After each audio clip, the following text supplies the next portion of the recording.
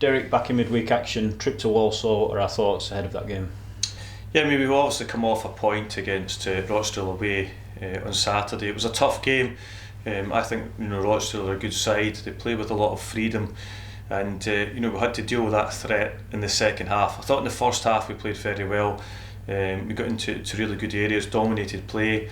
But over the afternoon, I think our draw was fair. We didn't do enough to win the game, and I didn't think that Rochdale did as well. So we're going into this game on Tuesday night, hoping to create more opportunities than we did on Saturday to get ourselves our 3 points. Is another away game rearranged from, of course, the Christmas period, which we're still sort of catching up from, but I guess the away games that we've had over the course of the past 15 games or so, and the points that we've already taken from the away games that we've had since the turn of the year, give you confidence going into this? Yeah, I mean, we've had to go to difficult places recently in our games. This is our 10th away game out of 14, so that's been a hard programme for us, and to go away to the likes of Barrow and pick up 3 points, to pick up a point on Saturday against Rochdale. We won obviously against Salford at home, so we want to continue picking up points, but as we all know, it's wins that get yourselves in a much better position.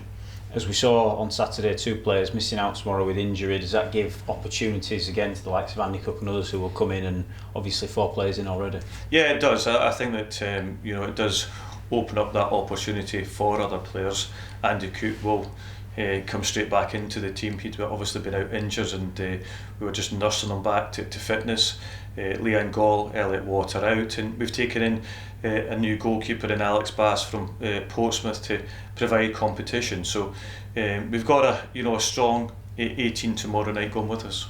And in terms of the performance on Saturday at Rochdale, before we got to those injuries, particularly the first 25 minutes before Elliot Watt was taken off, in terms of the performance there, does that give you confidence going in and knowing that we can play like that? Yeah, I mean, I was delighted with the first period of the game, because we had worked on it. We had looked at how Rochdale played and how we could get the better of them, and we did for that first period of the game. But when you pick up injuries and players go off, it does affect you in the game, and we changed the system again a number of times to try and get the better of Rochdale, but on the day it didn't work.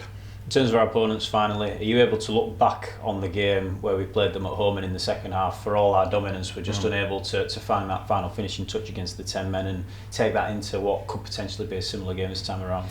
Yeah, I mean, it annoys me a lot, because what happens is that these games where we should have won, i.e. Walsall the last time, Bristol Rovers are only 2 to pick out, and you put yourself under pressure that you need to win, because people look back on, you've drawn that game, when really you should have been out of sight. And I think that these are the things that we've got to rectify and be more ruthless.